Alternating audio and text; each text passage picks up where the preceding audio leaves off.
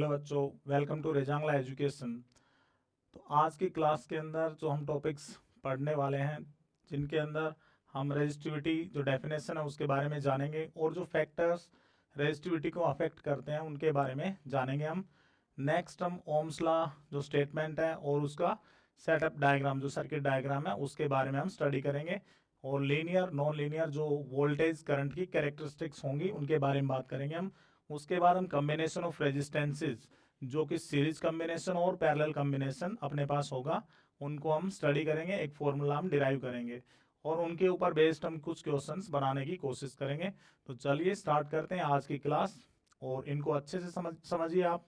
तो सबसे पहले देखिए, हम बात कर रहे हैं यहाँ पे रेजिस्टिविटी के बारे में कि रेजिस्टिविटी क्या होती है। तो रेजिस्टिविटी जिसको कि हम स्पेसिफिक रेजिस्टेंस भी बोल देते हैं, इसको हम स्पेसिफिक रेजिस्टेंस भी बोलते हैं। इसको हम जो सिंबल इसका होगा दैट इज रो, इससे हम डिनोट करते हैं। तो इसका मतलब क्या होता है इसको समझते हैं। अब ये जो रेजिस्टिविटी है किसी भी मटेरियल की प्रॉपर्टी होती है जो उसके रेजिस्टेंस के बारे में बताने का काम करती है। जैसे मान लीजिए हम एक ऐसा मटेरियल ले लें जिसके पास unit area of cross section हो और यूनिट उसकी लेंथ हो, तो उसके द्वारा जो टोटल रेजिस्टेंस शो किया जाता है उसी को हम क्या बोलते हैं, रेजिस्टिविटी। ठीक है, मैंने बोला unit area of cross section मतलब 1 metre area of cross section और 1 मीटर की हम लेंथ लेते हैं तो कितना रेजिस्टेंस वो डिनोट करती है उसी को हम क्या बोल देते हैं, रेजिस्टिविटी। तो इसकी बेसिक डेफिनेशन हम राइट करते हैं। तो देखिए सबसे पहले कि रेजिस्टिविटी के अंदर हम क्या राइट करेंगे कि द रेजिस्टेंस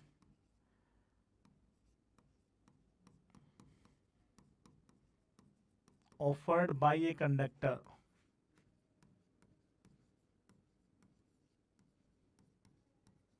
एक ऐसा कंडक्टर हैविंग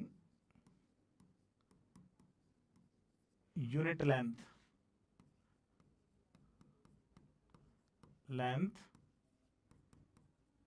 यूनिट लेंथ का मतलब 1 मीटर से बोल रहे हैं, ठीक है, and unit area of cross section.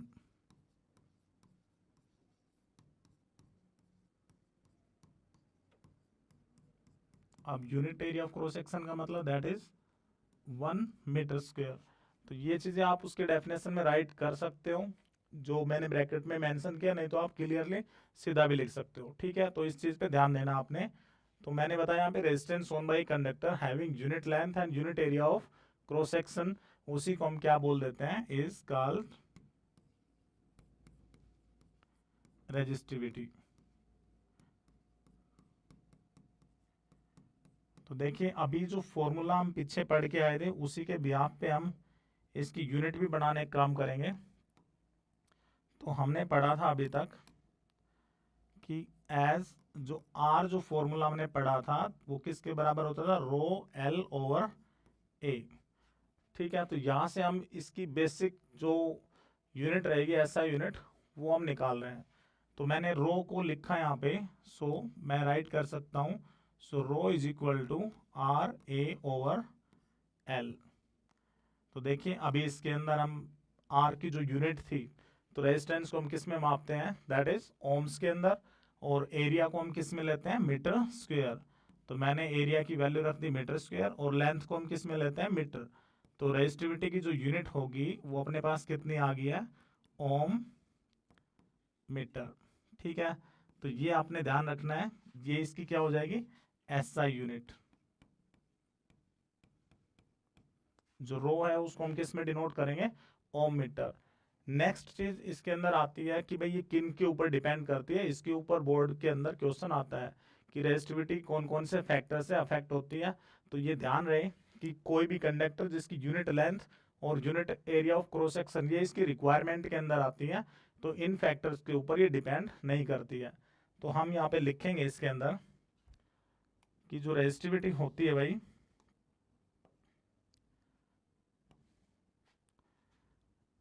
मैं लिख सकता हूं कि रेजिस्टिविटी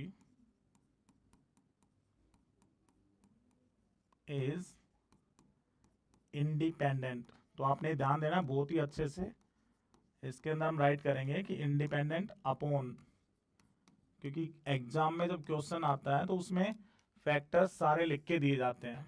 तो मैं यहाँ पे मेंशन कर रहा हूँ कि किन किन फैक्टर के ऊपर इंडिपेंडेंट होती है। तो सबसे पहले लेंथ ऑफ कंडक्टर, जो कंडक्टर की लेंथ है उसके ऊपर ये डिपेंड नहीं करती है। Secondly that is area of cross section,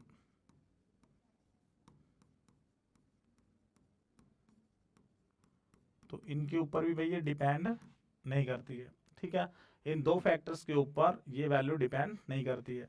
next जो चीज यहाँ पे होगी, हम इसमें मेंशन कर सकते हैं कि रेजिस्टिविटी डिपेंड किसके ऊपर करती है। तो मैं लिख रहा हूं यहाँ पर कि रेजिस्टिविटी डिपेंड्स अपॉन, तो सबसे पहला जो फैक्टर इसके अंदर आएगा उसको हम मेंशन करते हैं nature of material. Nature of material, तो नेचर ऑफ मटेरियल का मतलब है कि वो जो मटेरियल है वो बना किस चीज़ का है। जैसे मान लो सिल्वर है, गोल्ड है या फिर कॉपर है, तो हम यदि मटेरियल को चेंज करते हैं तो रेजिस्टिविटी डायरेक्टली प्रोपोर्शनल होती है, डायरेक्टली चेंज हो जाती है। ठीक है, नेक्स्ट जो फैक्टर यहाँ पे रहेगा अपना, उसके अंदर हम बात करेंगे कि टेम्परेचर का।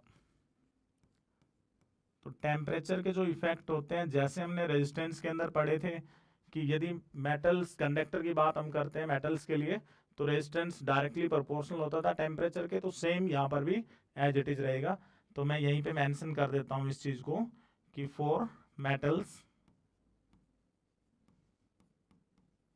कि यदि मेटल्स हैं तो रेजिस्टिविटी जो है डायरेक्टली प्रोपोर्शनल किसके है, टेम्परेचर के। तो डायरेक्टली प्रोपोर्शनल का मतलब यही है कि टेम्परेचर जब चेंज होगा तो रेजिस्टिविटी भी क्या हो जाएगी, चेंज हो जाएगी। तो आप यहाँ पे लिख सकते हो कि that is temperature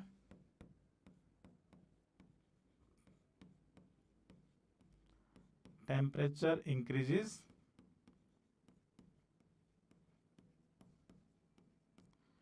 resistivity increases,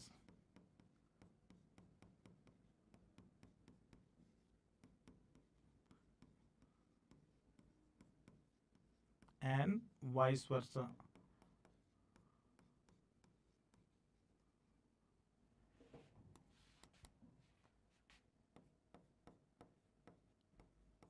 तो ये फैक्टर आपने अच्छे से ध्यान रखना है कि जब हम मेटल्स की बात करते हैं तो जो रेजिस्टिविटी है वो डायरेक्टली प्रोपोर्शनल टेम्परेचर के।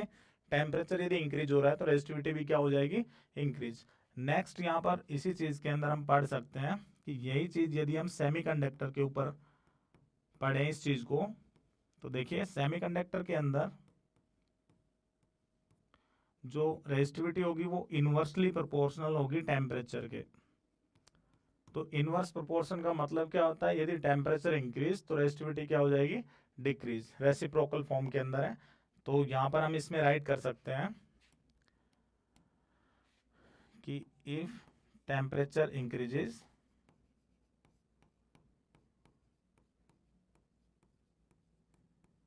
रेजिस्टिविटी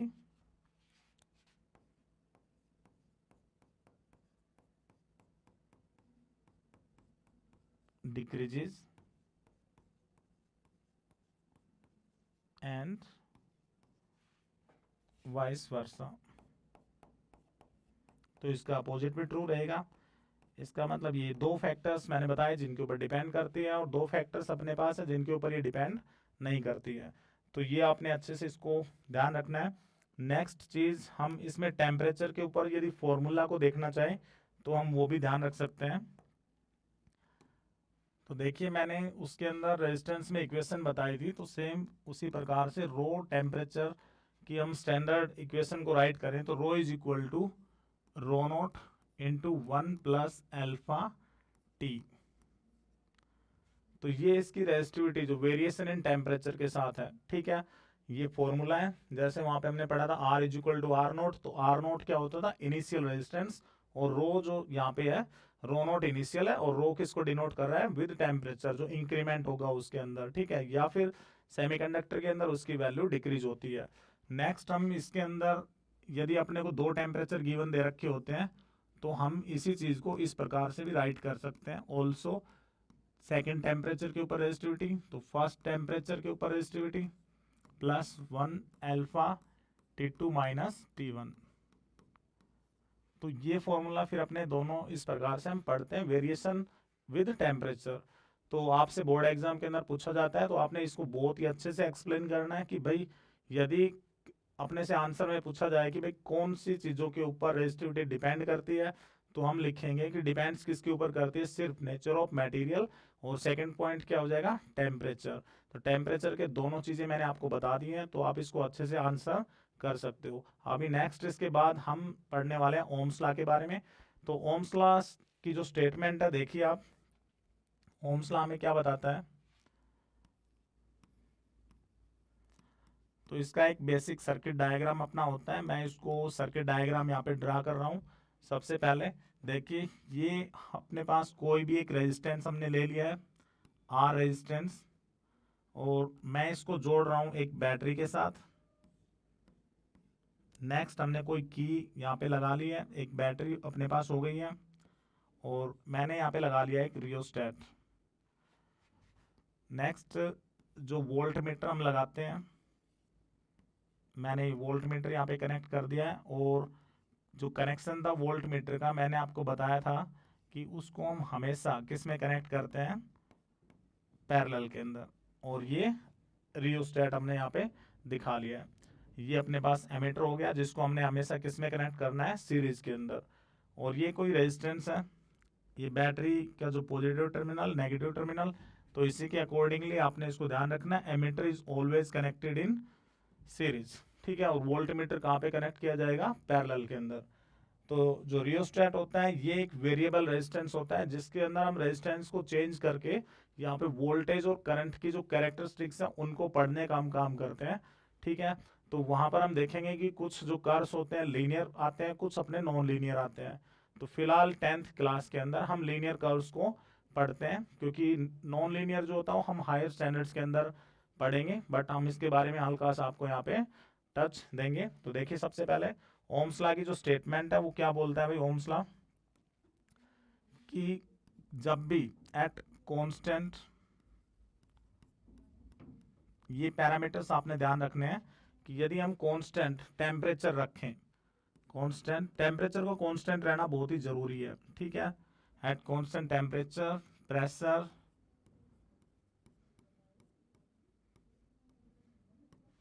या फिर हम बोल दें mechanical strain, mechanical strain, the current flowing through a conductor, कि जो भी करंट फ्लो करेगा किसी भी कंडक्टर के अंदर,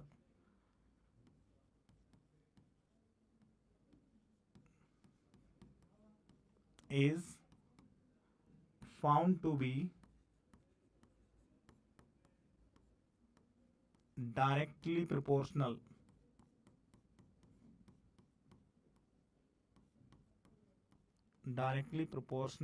to the potential applied across its ends।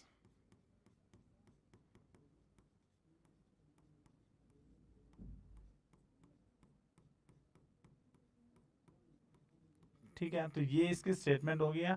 मैंने यहाँ पे क्या लिखा है कि जब भी किसी कंडक्टर के अंदर, ठीक है, हम जो करंट फ्लो करेगा वो किसके ऊपर डिपेंड करता है, कितनी वोल्टेज हम लगा रहे हैं, ठीक है, जो बैटरी का पोटेंशियल है। तो मैंने यहाँ पे लिखा constant temperature, pressure, mechanical strain, ये सारे जो पैरामीटर्स हैं वो अपने क्या होने चाहिए, कांस्टेंट होने चाहिए। तो उस टाइम पे जो करंट फ्लो करेगा वो डायरेक्टली किसके ऊपर डिपेंड कर रहा है, वोल्टेज के ऊपर।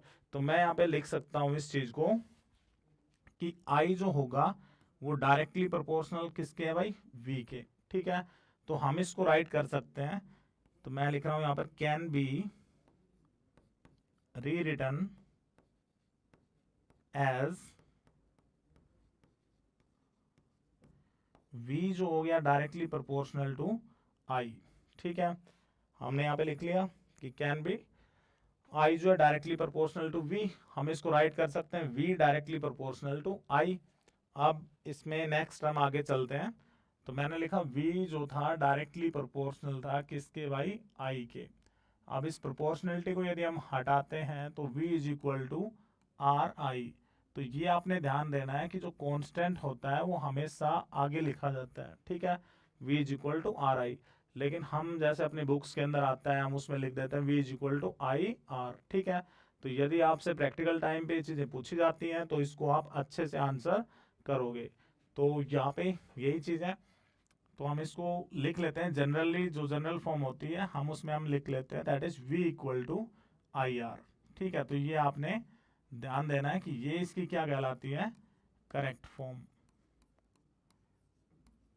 ठीक है, क्योंकि r जो है वो कांस्टेंट है और उसी को हम क्या नाम देते हैं, रेजिस्टेंस, ठीक है। तो हमने अभी तक पढ़ा रेजिस्टिविटी के बारे में, ओम्स लॉ, उसके स्टेटमेंट, उसका सर्किट डायग्राम और उनके कनेक्शंस के बारे में, और ये उसका जो बेसिक फॉर्मूला है, ठीक है। तो v is equal to I R या v is equal to R I. तो करेक्ट फॉर्म यदि पूछी जाती है स्पेसिफिकली तो आपने बताना है, क्योंकि r कांस्टेंट है इसीलिए वो हमेशा आगे लिखा जाता है। यदि हम इस स्टेटमेंट के अकॉर्डिंग चलें तो यहाँ पे इसका मीनिंग क्या हो गया कि v directly proportional to r है, लेकिन ऐसा नहीं होता है, इसके हिसाब से I क्या हो गया, कांस्टेंट, ठीक है। तो करंट वेरी करता है डायरेक्टली प्रोपोर्शनल किसके, पोटेंशियल डिफरेंस अप्लाइड के। तो इन चीजों को आपने अच्छे से समझना है। अब नेक्स्ट देखिए, नेक्स्ट इसके अंदर हम कॉम्बिनेशन की बात करेंगे कि कॉम्बिनेशन ऑफ रेजिस्टेंसेस। ये इससे पहले हम इसका एक ग्राफ जो लीनियर नॉन लीनियर अपना ग्राफ रहेगा तो हम उसको ड्रा करते हैं। तो देखिए सबसे पहले तो हम इसमें एक एक्सिस के ऊपर अपना वोल्टेज V और इधर हम करंट, तो आई वी जो कर्व होता है उसकी हम बात कर रहे हैं यहाँ पे, ठीक है। तो देखिए जब ओम्स लॉ वैलिड होता है तो उसके अंदर जो कर्व आएगा बिल्कुल प्रोपोर्शनल कर्व इसके अंदर आता है, ठीक है। ये इसका प्रोपोर्शनलिटी कर्व है, इसका मतलब यही है कि V डायरेक्टली प्रोपोर्शनल किसके है भाई, I के, जो ऊपर मैंने लिखा हुआ है, ठीक है। तो ये कौन सा कर्व है, लीनियर कर्व है। तो हम इसको बोल देंगे यहाँ पर, ये क्या हो गया इसका, लीनियर बोलो इसको, या हम कह सकते हैं प्रोपोर्शनल, प्रोपोर्शनल कर्व। तो यहाँ पे एक चीज और ध्यान देंगे कि अपने से पूछा जाता है कई बार कि ओमिक डिवाइस क्या होते हैं, तो हमने बताना है कि ओमिक डिवाइसेस वो डिवाइस होते हैं जो ओम्स लॉ को ओबे करते हैं, और उनका ग्राफ हमेशा इस प्रकार से दिखाया जाएगा। तो मैं यहीं पे इसको मेंशन कर सकता हूँ कि यदि आपसे पूछा जाए, ठीक है, कि भाई ओमिक डिवाइस क्या होते हैं,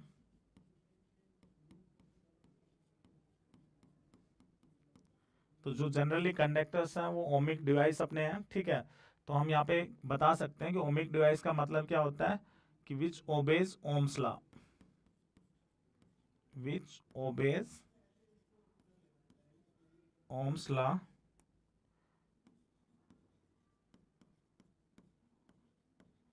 एंड हैव लीनियर कर्व, कि जो उनका कर्व होगा वो क्या रहेगा, लीनियर।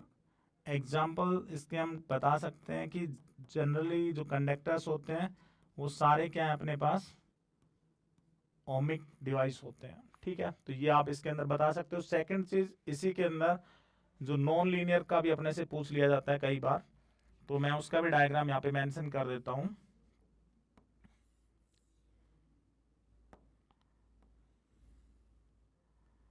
तो नॉन लीनियर कर्व के अंदर,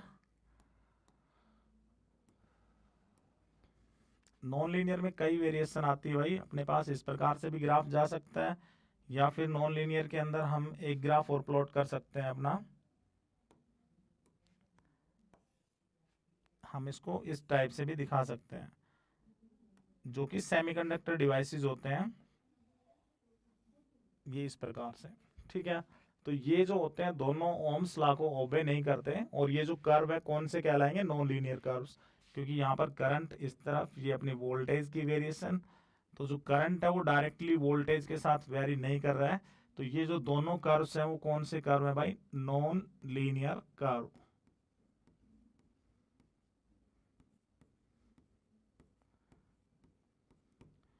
तो इसमें हम बता सकते हैं नॉन लीनियर के लिए कि नॉन लीनियर कब आएंगे अपने पास?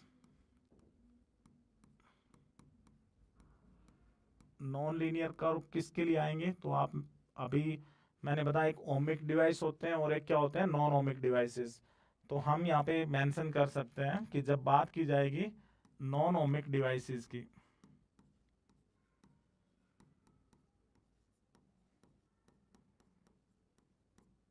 तो उसमें आप ये चीजें बता सकते हो कि भाई नॉन ओमिक का मतलब क्या है, उनके पास कर्व कैसा रहेगा? नॉन लीनियर कर्व होगा। और सेकंड, वो ओम्स लॉ को ओबे नहीं करते। तो एक तो ये बात बता सकते हो। सेकंड, आप कह सकते हो कि डू नॉट ओबे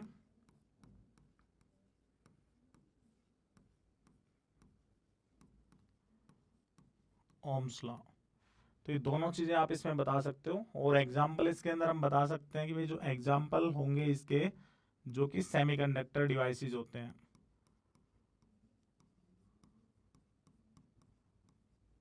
जो मैंने पीछे ग्राफ बनाया था वो गैलियम आर्सेनाइड का है। इसके बारे में आप डिटेल के अंदर क्लास 12th में आप जानोगे इनके बारे में, ठीक है? तो ये चीज़ें यहाँ तक आपका जो 10th जो लेवल होता है उसके लिए सफिशियंट होती हैं।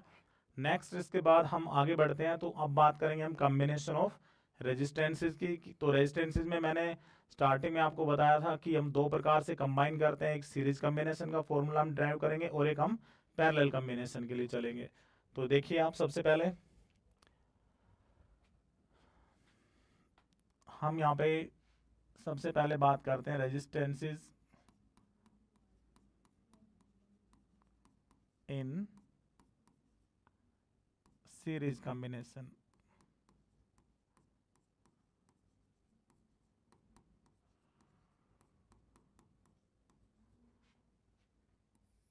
अब ये एक फॉर्मूला हम डिराइव करने वाले हैं।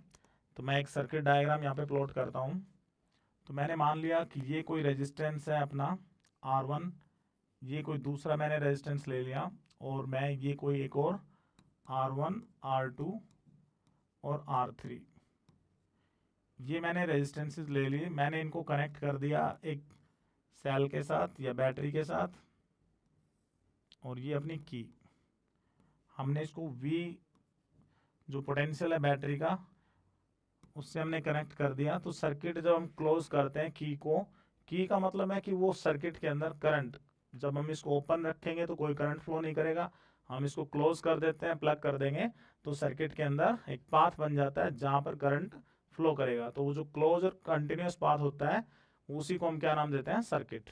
तो देखिए मैंने इसको जैसे ही जोड़ा, यहाँ पे आई अमाउंट ऑफ करंट जो फ्लो कर रहा है, क्योंकि पाथ एक है तो इसीलिए हम बोलेंगे कि सीरीज के अंदर जो करंट होता है हमेशा क्या रहेगा? सेम।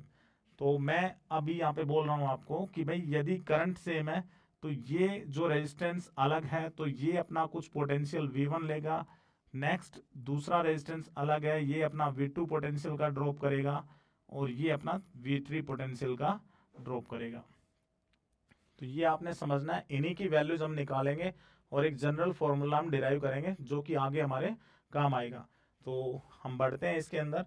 तो सबसे पहले हम राइट कर सकते हैं कि लेट, हमने माना क्या है? Let R1, R2 and R3 be the resistances. हमने कंसीडर कर लिया है कि R1, R2, R3 क्या है भाई? रेजिस्टेंसेस है जिनको हम कनेक्ट कर रहे हैं, ठीक है? कनेक्टेड टू ए बैटरी,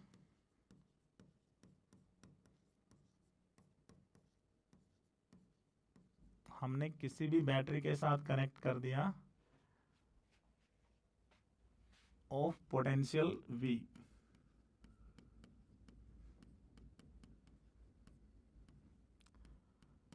तो सीरीज कॉम्बिनेशन के अंदर हम इसको एंड टू एंड कनेक्शन भी बोल देते हैं। एंड टू एंड कनेक्शन का मतलब क्या होता है? देखिए ये जो फर्स्ट रेजिस्टेंस है R1, इसका स्टार्टिंग पॉइंट, इसका एंडिंग पॉइंट यहाँ पे दूसरे रेजिस्टेंस के स्टार्टिंग पॉइंट से कनेक्टेड है, इसलिए हम इसको क्या बोल देते हैं? एंड टू एंड कनेक्शन भी बोल देते हैं। तो यहाँ पे मैंने स्टार्टिंग में आपको बताया कि पाथ एक है तो इसका मतलब करंट भी क्या रहेगा? सेम रहेगा। तो आप यहाँ पे लिख सकते हो कि in series combination, in series current remains same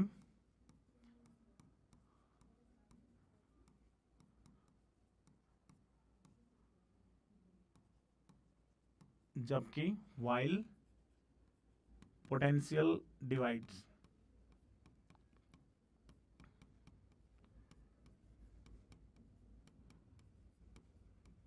चलिए, तो मैंने लिखा यहाँ पे कि भाई सीरीज कॉम्बिनेशन के अंदर करंट क्या रहेगा, सेम रहेगा, और पोटेंशियल क्या हो गया, डिवाइड हो गया।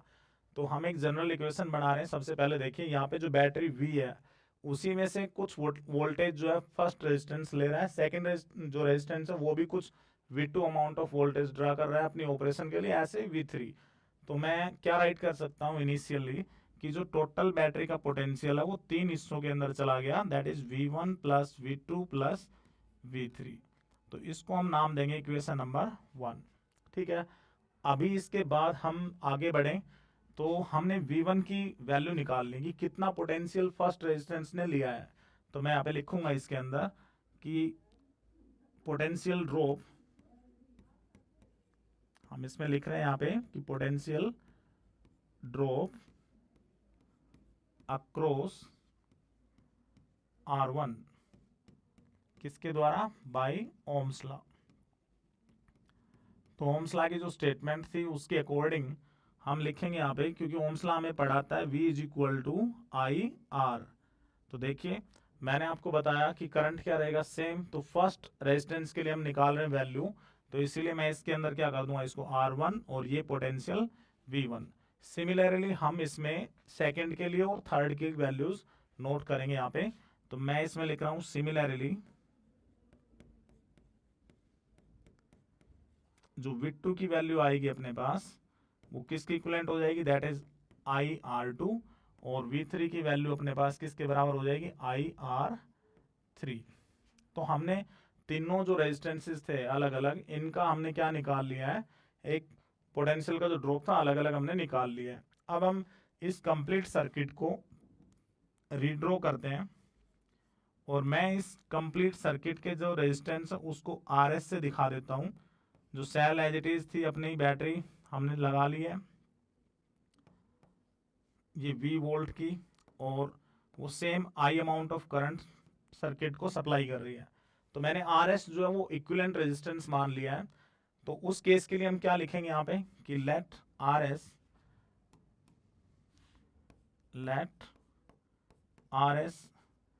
B the equivalent resistance, equivalent resistance of the combination।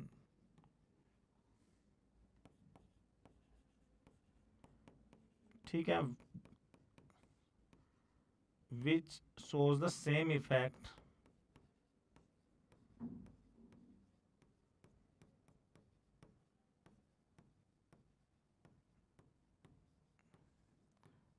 as shown by combined 3।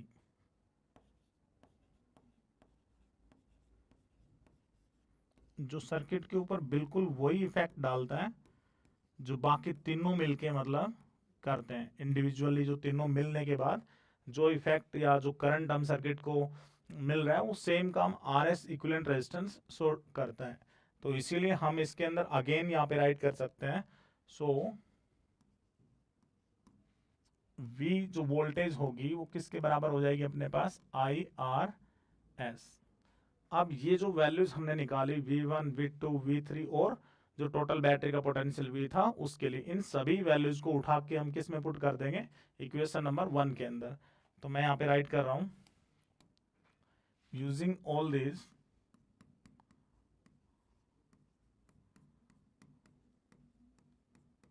Values in equation 1। तो जब हम फर्स्ट इक्वेशन के अंदर पुट करेंगे तो फर्स्ट इक्वेशन में इधर वोल्टेज था तो हमने V की वैल्यू रख दी है, V1 की वैल्यू IR1 प्लस V2 की वैल्यू IR2 प्लस V3 की वैल्यू IR3। तो मैंने सभी की वैल्यूज पुट कर दिया। अब दोनों तरफ हम देखें तो इसके अंदर I जो है वो अपना कॉमन है इस साइड से, तो मैंने इसको आई सेम ऐसे कॉमन लेने के बाद राइट कर दिया है, और इधर अपने पास है आई आर एस, तो आई से हम इस आई को कैंसिल आउट कर सकते हैं, और ये अपने पास एक फॉर्मूला आ गया किसका, सीरीज कॉम्बिनेशन का, इक्विवेलेंट रेजिस्टेंस का। तो ये अपना इक्विवेलेंट रेजिस्टेंस सीरीज कॉम्बिनेशन के लिए रहेगा। अब इसके अंदर हम स्पेशल केस की बात करते हैं कि मान लीजिए आपको इसमें क्वेश्चन आ जाता है कई बार, स्पेशल केस। तो स्पेशल केस के अंदर क्वेश्चन क्या बनता है, एन आइडेंटिकल रेजिस्टर्स का केस ले लेता है। रेजिस्टर का मतलब क्या होता है, एक जिसके पास कुछ फिक्स रेजिस्टेंस की वैल्यू होती है, उन्हीं को हम क्या बोल देते हैं, रेजिस्टर्स। तो यहाँ पे हम लिख सकते हैं कि फॉर एन आइडेंटिकल रेजिस्टेंसेस या रेजिस्टर्स, तो यदि हमने एन आइडेंटिकल रेजिस्टेंसेस की वैल्यू निकालनी हो तो हम लिख सकते हैं R S is equal to n into R. इसका मतलब एक का रेजिस्टेंस कितना है उसको हम डायरेक्टली उनकी संख्या से मल्टीप्लाई करेंगे, कितनी वैल्यूज अपने पास है एन की, और अपना टोटल रेजिस्टेंस हम इक्वेट कर सकते हैं। ठीक है, तो ये अपने सीरीज कॉम्बिनेशन के बेसिक अपना एक हमने यहाँ पे फॉर्मूला डिराइव किया। अब इसके ऊपर हम एक छोटा सा क्वेश्चन लेते हैं और उसको बनाने की कोशिश करते हैं। तो देखिए, सबसे पहले मैं यहाँ पे दिखा रहा हूँ कि भाई मैंने ये सर्किट के अंदर सेम तीनों रेजिस्टेंसेज मैं डाल रहा हूँ। मैंने ले लिया ये 1 ओम का, ये 2 ओम का, और ये 5 ओम का, और ये बैटरी मैंने यहाँ पे लगा ली एक, और मैं बोल रहा हूँ कि जो बैटरी है वो 10 वोल्ट की है, ये की होगी अपने पास। तो हमें इस सर्किट का इक्विवेलेंट रेजिस्टेंस और टोटल करंट फ्लोइंग और सभी का पोटेंशियल ड्रॉप, तो मैं सारी चीज़ें आपको एक ही इस क्वेश्चन से समझाऊंगा। अभी आप इसको अच्छे से समझने का काम करें। तो देखिए, सबसे पहले हमने यहाँ पे देखा कि जो रेजिस्टेंसेज हैं वो किसके अंदर कनेक्टेड है, सीरीज में है। और R1 की जो वैल्यू है आप अलग अलग भी लिख सकते हो करके, या डायरेक्टली भी सोल्व कर सकते हो क्वेश्चन को। 2 ओम, R3 की वैल्यू अपने पास 5 ओम, और जो बैटरी हमने यहाँ पे लगाई है उसकी वैल्यू 10 वोल्ट। तो सबसे पहला जो पार्ट आता है, हम इसकी RS की वैल्यू निकाल सकते हैं, टोटल रेजिस्टेंस कॉम्बिनेशन का कितना होगा। तो मैंने आपको अभी एक फॉर्मूला हमने डिराइव किया था, और उसके अंदर हमने देखा था RS जो आता है वो total R1 R2 plus R3 सभी का क्या रहेगा अपने पास, सम। तो हम लिख सकते हैं 1 + 2 + 5, तो टोटल वैल्यू अपने पास कितनी आती है भाई, तो 5 + 2 7 और +1 8। तो इसका इक्विवेलेंट जो रेजिस्टेंस होगा उसकी वैल्यू कितनी आ गई है, 8 ओम्स।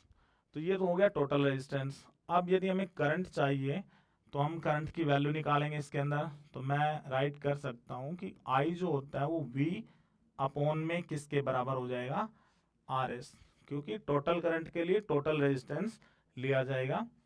तो यहाँ पर वोल्टेज जो थी अपने 10, और जो RS जो अपना आया वो कितना है, 8। तो हम इसको काट सकते हैं, 2 से मैं इसको काट रहा हूँ 4, और 2 से 5। तो मैं डिनोट कर सकता हूँ कि जो I की वैल्यू आएगी वो कितनी आ गई अपने पास, 5/4 एम्पियर। इसको डिवाइड करके हम इसकी वैल्यूज को डेसिमल फॉर्म के अंदर भी मेंशन कर सकते हैं।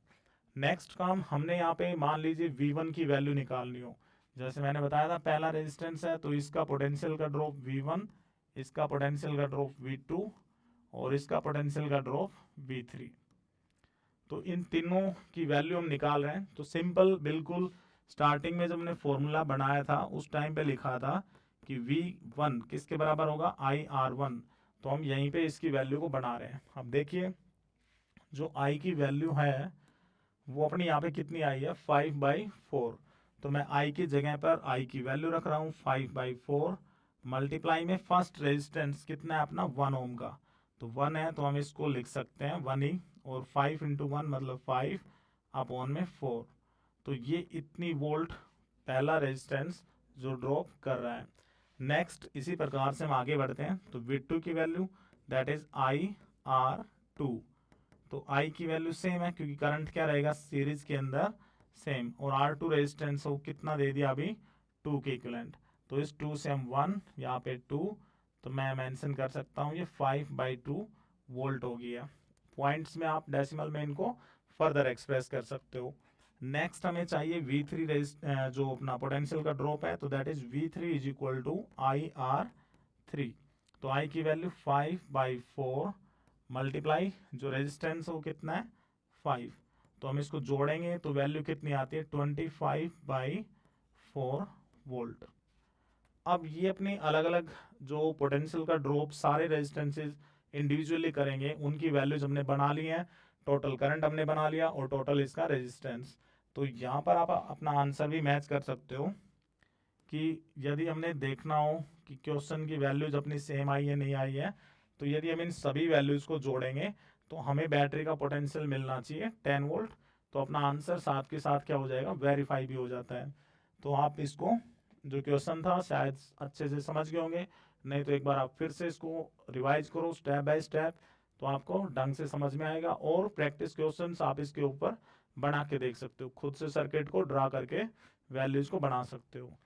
नेक्स्ट जो चीज़ है अभी हम और आगे इसमें कवर करने वाले हैं अभी resistances parallel combination. Resistances in parallel combination.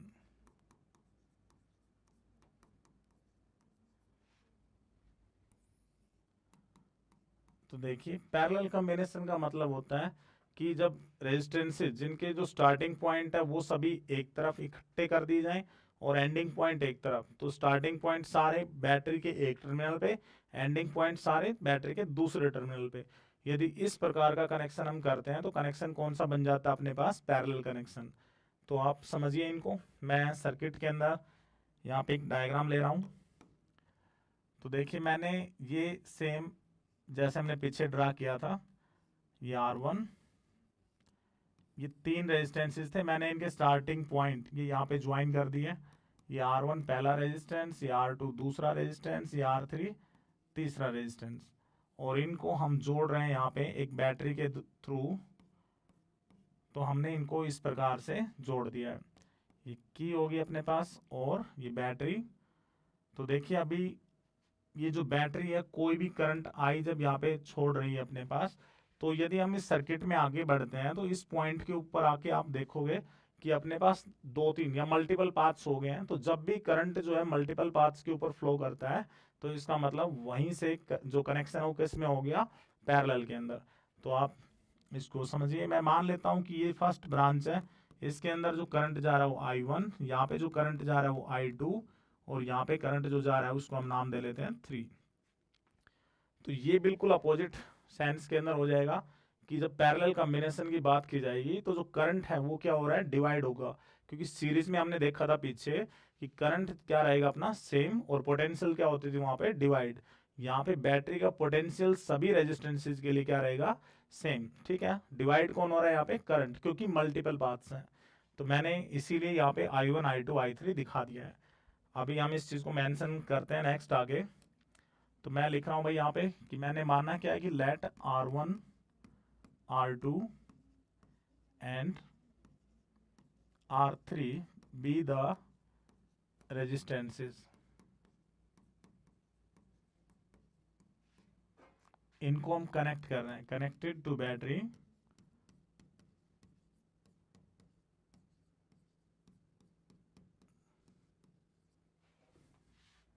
Of potential V as shown. जैसा कि हमने यहाँ पे दिखा दिया बना के कि इस प्रकार से हमने कनेक्ट कर दिया। तो आप इसमें अच्छे से ध्यान रखो कि भाई जो करंट है, क्योंकि डिफरेंस इसी चीज का है। ठीक है, यहाँ पे हम लिखेंगे कि जो करंट है अपना, करंट डिवाइड होगा। ठीक है ना, current divides while potential remains same।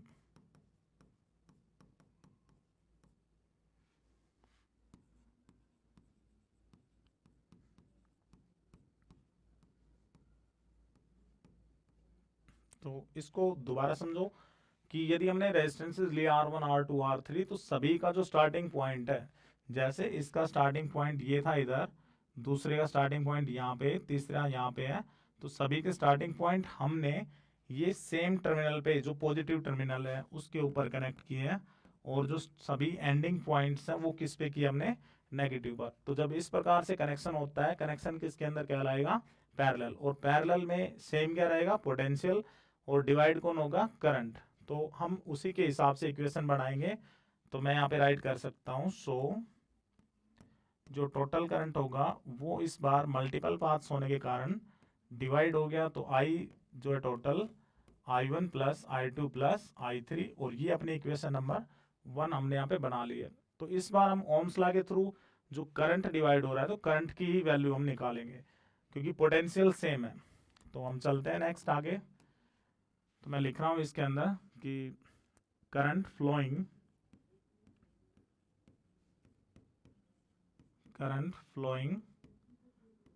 Across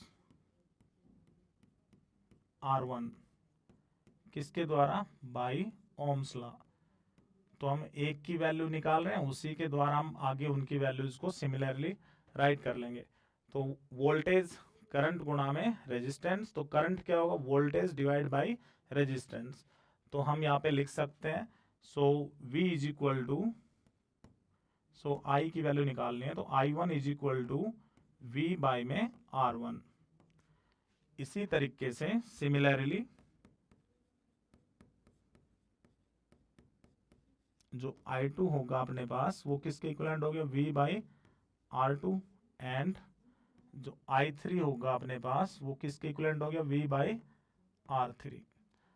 अब वापस से हम पूरा जो सर्किट है कंप्लीटली इसका एक ही रेजिस्टेंस मानते हैं, कॉम्बिनेशन का टोटल, उसको हम नाम दे लेंगे RP से।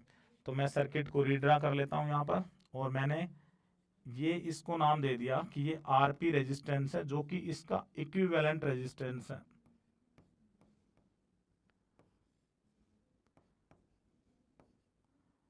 तो ये कुछ इसी तरीके से काम करता है जैसे कि वो तीनों मिलके करते थे। तो यहाँ पर हम राइट करेंगे अभी इसमें, तो मैंने माना क्या यहाँ पर कि late RP be the equivalent resistance of combination।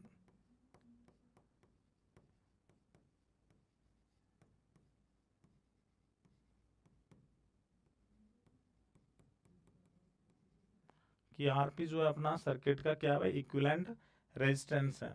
So current flowing, तो ये कुछ इसी तरीके से काम करेगा जैसे वो तीनों मिलके काम करते हैं, मतलब उनका इक्विवेलेंट इफेक्ट ये शो करेगा। तो हम जो करंट फ्लो कर रहे हैं उसकी वैल्यू हम फाइंड कर रहे हैं यहाँ पर। तो मैं उस केस में लिख सकता हूँ कि जो टोटल करंट होगा I वो किसके इक्विवेलेंट हो जाएगा, V अपॉन में RP। तो ये जो हमने वैल्यू निकाली I1 I2 I3 और हमने टोटल I, इनको हम उठा के इक्वेशन नंबर 1 के अंदर पुट कर देंगे, और फिर अपने पास फॉर्मूला अपना डिराइव हो जाएगा। तो मैं यहाँ पे राइट कर सकता हूँ, so using all this in equation 1,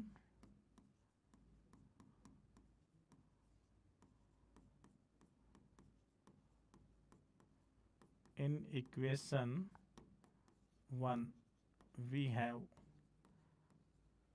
तो हम I की जगह पे रख रहे हैं V अपॉन में RP, I1 की जगह पे मैं पुट कर रहा हूँ V बाई R1, I2 की जगह मैंने पुट कर दिया V बाई R2, और सिमिलरली V बाई R3। तो ये सारी वैल्यूज मैंने यहाँ पे पुट कर दी हैं। अब यदि हम इस तरफ ध्यान दें तो V जो है थ्रू आउट हम यहाँ पे कॉमन ले सकते हैं। तो ये अपना फॉर्मूला हम इस टाइप से राइट कर देंगे, और इधर अपने पास था V बाई RP, तो इस V से हम इस V को कैंसिल आउट कर सकते हैं। तो टोटल जो इक्विवेलेंट रेजिस्टेंस का जो फॉर्मूला अपना बनता है दैट इज 1 बाई RP जो है वो किसके इक्विवेलेंट आ गया, 1 by R2 plus 1 by R3। तो ये अपना एक जनरल फॉर्मूला हो गया किसके लिए, पैरेलल कॉम्बिनेशन के लिए। ठीक है, अब इसके अंदर जो स्पेशल केस आते हैं उनकी बात करते हैं हम।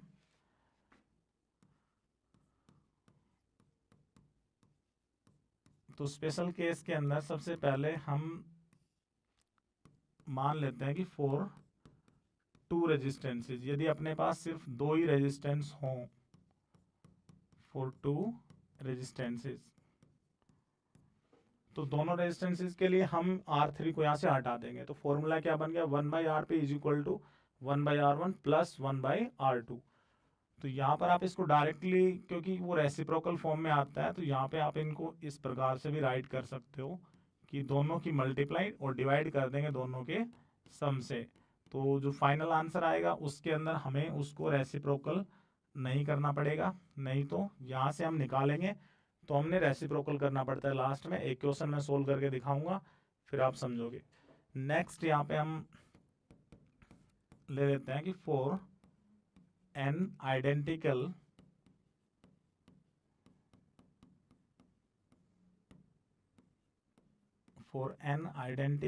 रेजिस्टर्स, तो उस केस में जो टोटल रेजिस्टेंस होगा आरपी वो किसके इक्विवेलेंट हो जाएगा, आर बाई में एन। और ये इंपॉर्टेंट फॉर्मूला है अपना, ठीक है, ये अपना पूछा जाता है कई बार, ठीक है ना। इसके ऊपर क्वेश्चन मान लीजिए, अब सीधा सिंपल सा मैं बात करता हूँ कि मेरे पास 1 ओम के 50 रेजिस्टेंसेज हैं, ठीक है, हमने उनको कनेक्ट कर दिया किसके अंदर, पैरेलल कॉम्बिनेशन में। तो जो टोटल रेजिस्टेंस होगा उसकी वैल्यू कितनी आएगी, तो हम यहाँ पे मैं लिख सकता हूँ कि n की वैल्यू यदि मेरे पास दे दी कि 50 है और एक जो रेजिस्टेंस है उसकी वैल्यू किसके इक्विवेलेंट है, 1 ओम। तो हम यदि यहाँ से इसको डिराइव करें तो मैं लिखूंगा 1 बाई में ये अपनी 1/1 प्लस 1/1 प्लस 1/1, इस प्रकार से ये टर्म्स पहुंच जाती है 50 टाइम्स तक। तो हम इतना लंबा एक्सप्रेशन ना करके वैल्यू को सीधा यहाँ से ही बना सकते हैं। तो उस केस में अपना आंसर एक स्टेप में ही अपना बन जाएगा। आरपी की वैल्यू आर कितना है 1, और एक का रेजिस्टेंस जो नंबर ऑफ संख्या कितनी थी इनकी वैल्यू 50। तो अपना आंसर आरपी की वैल्यू 1/50, या इसको हम डिवाइड करके आगे बता सकते हैं। तो ये हमने कुछ फॉर्मूला थे अपने, ठीक है, आप इनको इससे इनकी वैल्यूज को निकाल सकते हो। तो एक सिंपल मैं क्वेश्चन यहाँ पे ले रहा हूँ पैरेलल कॉम्बिनेशन का, और फिर हम इसको सोल्व करेंगे। तो मान लीजिए मैंने ये, पहले मैं 2 का ही बना लेता हूँ कि मैंने मान लीजिए ये 2 रेजिस्टेंसेस दिखा दिए, मैं बोल रहा हूँ कि 2 ओम का है और मैंने ये ले लिया ये 6 ओम का है। इसका इक्विवेलेंट रेजिस्टेंस हमने बनाना हो तो एक तो मेथड के थ्रू हमने यहाँ पे देखा कि R1 कितना है अपने पास 2 ओम, और R2 की वैल्यू कितनी है अपने पास, दैट इज 6 ओम। हमें चाहिए RP की वैल्यू। तो दोनों तरीके से मैं सोल्व कर रहा हूँ, समझो आप इसको। तो फॉर्मूला पहले हम राइट करते हैं 1/RP 1/R1 प्लस 1/R2। तो इसमें हम रखेंगे 1/R1 की वैल्यू 1/2, R2 की वैल्यू 6 इक्वल 1/RP। तो हम इसका एलसीएम ले लेंगे, 6 और 2 का एलसीएम 6, 2 से 6 को डिवाइड करेंगे कितना आता है 3, और 3 की और 1 से मल्टीप्लाई करेंगे 3 1 जा 3, प्लस 6 को 6 से 1 और 1 की 1 से मल्टीप्लाई 1। तो ये वैल्यू अपने पास बने 1/RP इज इक्वल टू, इधर कितना आता है अपने पास 3 + 1 4 बाई में 6। तो इसको हम कट करके लिख सकते हैं 2 बाई में 3, ठीक है, 2 बाई में 3। या फिर इसको हम जब वैल्यू हमें चाहिए आरपी की, तो आरपी फिर इसको रेसिप्रोकल करना पड़ेगा, तो आंसर कितना आएगा अपना 3/2 ओम, ठीक है। तो ये अपनी वैल्यू यहाँ से बन के आती है। अब यही चीज हम डायरेक्टली इसको बना सकते हैं, क्योंकि मैंने 2 रेजिस्टेंसेस के लिए आपको फॉर्मूला बताया था आरपी, तो वो क्या रहता है R1 × R2। तो उसके अकॉर्डिंगली भी ये हम एक स्टेप में ही अपना आंसर फिनिश कर सकते हैं। पहले मैं फॉर्मूला लिख रहा हूं, इसमें हमने ध्यान रहे रेसिप्रोकल नहीं करना है, सीधा अपना आंसर आएगा डायरेक्टली। तो मल्टीप्लाई क्या करनी, पहले की रेजिस्टेंस 2, सेकंड की 6, बाई में 2 + 6, तो अपनी वैल्यू आ गई 2 6 जा 12, और 6 और 2 ऐड होके 8। अब इसको हम सिंप्लीफाई करते हैं तो दोनों 4 की टेबल में आते हैं, 4 से 2 4 से 3। तो जो टोटल रेजिस्टेंस है आरपी वो किसके इक्विवेलेंट आ गया, 3/2 ओम के बराबर। तो ये अपना एक स्टेप में हो जाता है। हम सिंपल, आप डायरेक्टली मतलब मुंह जबानी इसको कर सकते हो। तो उसके अंदर जैसे मान लो अभी मैं बोलता हूँ कि एक 5 ओम का है, एक 10 ओम का है, तो आप बनाओ इसको डायरेक्टली। तो हम क्या लिखेंगे, 5 इंटू 10 50 अपॉन में 5 प्लस 10 कितना हो गया 15। तो आंसर कितना आ गया 50 बाई में 15। अब इसको आप काटते हो तो ऊपर 5 से काटेंगे तो 10 और नीचे कितना आ गया 3। तो मैं लिख सकता हूँ कि इसका आंसर कितना हो जाएगा 10 बाई में 3। तो ये इस प्रकार के क्वेश्चंस हम आगे नेक्स्ट क्लास के अंदर इनको बनाएंगे। फिलहाल हमने थ्योरेटिकल जो पार्ट था रेजिस्टेंसेस, हमने रेजिस्टिविटी के बारे में पढ़ा, कौन से फैक्टर उसको अफेक्ट करते थे उनके बारे में हमने पढ़ा। तो एक बार वापस से हम रिवाइज करते हैं हमने क्या क्या पढ़ा आज की क्लास में। तो सबसे पहले जो अपने टॉपिक्स थे उसके अंदर हमने रेजिस्टिविटी को देखना था, Ohm's law, combination of resistances in series और पैरेलल कॉम्बिनेशन। तो सबसे पहले मैं आपको जो रेजिस्टिविटी थी उसकी डेफिनेशन में मैंने आपको बताया था कि एक ऐसा मतलब कंडक्टर जिसकी unit length unit area of cross section हो, तो उसके द्वारा जो रेजिस्टेंस ऑफर किया जाता है उसी को हम क्या नाम देते हैं, रेजिस्टिविटी। तो हमने रेजिस्टिविटी का जो फॉर्मूला था ये न्यूमेरिकल पार्ट के लिए यूटिलाइज होगा। तो rho is equal to R A by L और इसकी एसआई यूनिट क्या हो जाएगी, ओम मीटर। तो ये इंपॉर्टेंट है, इसकी एसआई यूनिट ये आपने याद रखनी है। नेक्स्ट स्लाइड में हमने देखा था कि जो फैक्टर्स अफेक्ट होते हैं इसके अंदर, तो देखिए आपने इसमें मैंने बताया था क्वेश्चन इसके ऊपर आता है कि ये चारों ऑप्शन डाल के दे देगा और बोल देता है कि ऑल ऑफ द अबो। तो बच्चे मोस्टली इस पे गलती करते हैं, वो all of the above mark कर देते हैं। तो आपने ध्यान रखना है कि जो इंडिपेंडेंट है किसके ऊपर, लेंथ और एरिया पे, डिपेंड किसके ऊपर करती है, नेचर ऑफ मटेरियल और टेम्परेचर। टेम्परेचर का इफेक्ट जब मेटल्स की बात होगी तो डायरेक्टली है, टेम्परेचर बढ़ा रेजिस्टिविटी बढ़ी, ठीक है ना, और यदि घटेगा तो घटेगी। यहाँ पे सेमीकंडक्टर में इनवर्स है, टेम्परेचर को रेज करेंगे हम तो रेजिस्टिविटी क्या होती है, डिक्रीज होती है सेमीकंडक्टर के लिए। फिर हमने इसका फॉर्मूला, वेरिएशन, जो टेम्परेचर की इक्वेशंस, क्योंकि इसके ऊपर आपको क्वेश्चन नहीं मिलेगा, ये आप हायर स्टैंडर्ड्स के अंदर पढ़ोगे, बट इक्वेशन बतानी जरूरी थी इसलिए मैंने यहाँ पे टेम्परेचर की इक्वेशन बता दी है। नेक्स्ट हमने ओम्स लॉ के बारे में रीड किया था। ओम्स लॉ की जो स्टेटमेंट थी अपनी, तो उसमें हमने क्या पढ़ा था कि यदि हम कुछ पैरामीटर जैसे टेम्परेचर, प्रेशर, स्ट्रेन वगैरह को कांस्टेंट रखते हैं तो जो करंट फ्लो करता है डायरेक्टली जो पोटेंशियल अप्लाई किया है। तो ये सर्किट डायग्राम था जिसके अंदर रियोस्टेट जो वेरिएबल रेजिस्टेंस का काम करता है, एमीटर और वोल्ट मीटर का कनेक्शन, वो आपने ध्यान रखना है। एमीटर किस में, हमेशा सीरीज में, वोल्ट मीटर पैरेलल में। तो ये हमने यहाँ पे कनेक्शन करके दिखा रखा था और इसका फॉर्मूला हमने नेक्स्ट पढ़ा था। उसके बाद हमने इनमें देखा था एक अपना ओमिक डिवाइस और एक अपने नॉन ओमिक। तो इनके कर्व, एक लीनियर प्रोपोर्शनल कर्व और एक अपने नॉन लीनियर कर्व था। ये अपने मेटल्स के लिए ओम्स लॉ ओबेड होता है, कंडक्टर जो मेटल्स हैं, और नॉन लीनियर अपना सेमीकंडक्टर डिवाइसेस के लिए।